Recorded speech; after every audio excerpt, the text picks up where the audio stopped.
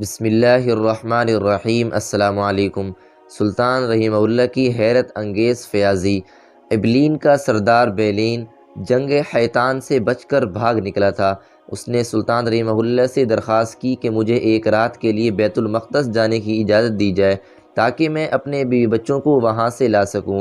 سلطان رحمہ اللہ نے اجازت دے دی اور شرط لگا دی کہ ایک رات سے زیادہ بیت المقدس میں قیام نہ کرے اور نہ ہی آئندہ کبھی سلطان رحمہ اللہ کے خلاف ہتھیار اٹھائے۔ بیلین نے یہ شرط منظور کر لی۔ بیلین جب بیت المقدس پہنچا تو اس کا بہت شاندار استقبال کیا گیا۔ وجہ یہ تھی کہ بیت المقدس میں اس وقت کوئی ایسا بڑا آدمی نہیں تھا جو شہر کی حفاظت کی ذمہ داری سنبھال سکے۔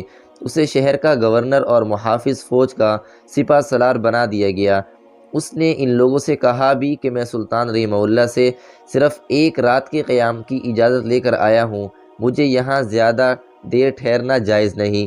لیکن لنڈن پادری نے نہ مانے اور فتویٰ دیا کہ کافروں سے وفا جائز نہیں، اور تمہاری طرف سے جو بدعہدی ہوگی اس کا کفارہ میں دے دوں گا۔ غور تو کرو، تمہارے یہاں نہ رہنے سے بیت المقدس جیسا محترم مقام عیسائیوں کے ہاتھ سے چھنتا ہے۔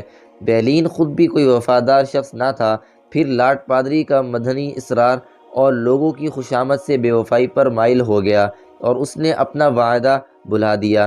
محاصرہ کے انتظامات۔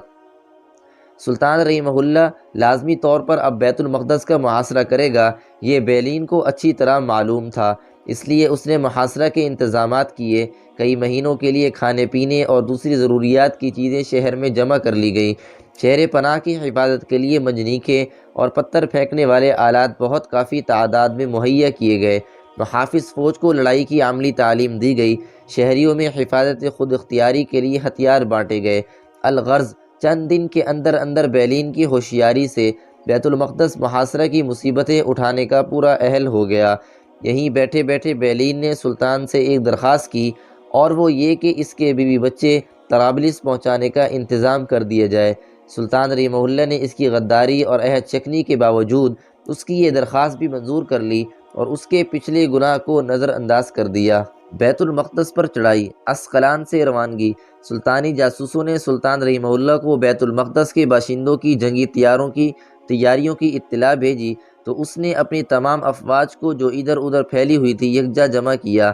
اس وقت سلطان رحمہ اللہ کی قلمرو میں حسب ذیل شہر شامل کیے جا چکے تھے: الناصرہ، قیصاریہ، صفوریہ، ریحہ، سنجل، بیرہ، ابی الحسن، تل صافیہ، تل احمر، جب الجنجلیل، لابیہ، قوطیہ، صوبہ، ہرمز، صلع، عفیرہ، عسقلان، حیبل، بیروت، صیدا، سرفند، تبنین، سبعیطہ، بابلس، یافا، بعد البعبع، عطا، تبریہ اور حطین۔ بیت المقدس کی اہمیت۔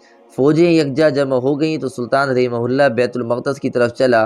بیت المقدس کی اہمیت اور تقدیس کے متعلق خود سلطان نے جو تقریر فوجی سرداروں اور عمائدین سلطنت کے سامنے کی وہ سننے سے تعلق رکھتی ہے۔ سلطان نے فرمایا، ہم بیت المقدس کی طرف بڑھ رہے ہیں۔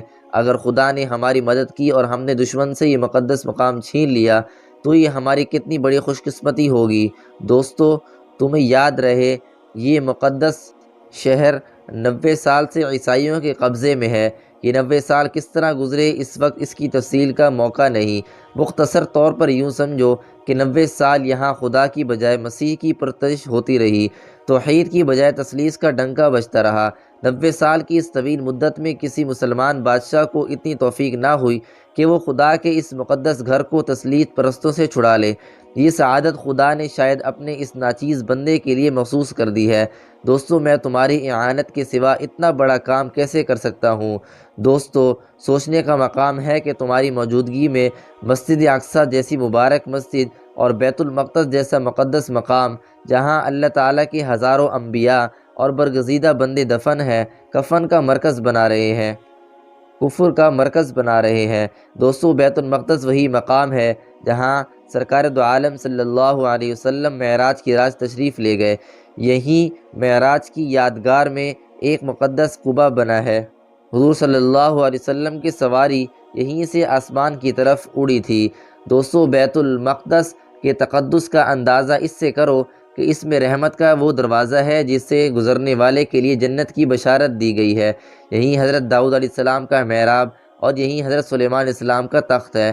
بیت المقدس مسلمانوں کا پہلا قبلہ ہے۔ مکہ مکرمہ کے بعد دنیا کا سب سے مقدس مقام یہی تو ہے۔ یہی وہ مسجد اقصی ہے جس کے متعلق حضور صلی اللہ علیہ وسلم نے فرمایا کہ اس کی زیارت کے لیے ہر مسلمان کو جانا چاہیے۔ یہیں حضور صلی اللہ علیہ وسلم نے تمام انبیاء کے ساتھ نماز پڑھی۔ قرآن اسی پاک مقام کی تعریف کرتا ہے۔ انہی صفات کے باعث حضرت عمر فاروق رضی اللہ تعالی عنہ نے اس کی فتح کے لیے اسلامی فوجیں یہاں بھیجی اور خود بھی تشریف لائے۔ دوستو، صحابہ رضی اللہ عنہم نے اس مقدس مقام کو کس محنت سے حاصل کیا تھا۔ 90 سال ہوئے یہ ہم سے ہماری کم بختی کے باعث چھین گیا۔ تم اگر ہمت کرو تو یہ مقدس مقام اب بھی ہمارے قبضے میں آ سکتا ہے۔ اس تقریر کا اثر سلطان رحمہ اللہ کی اس تقریر کا خاطر خواہ اثر ہوا اور تمام فوج بیت المقدس پر قبضہ کرنے کے لیے انتہائی بیتاب ہو گئی۔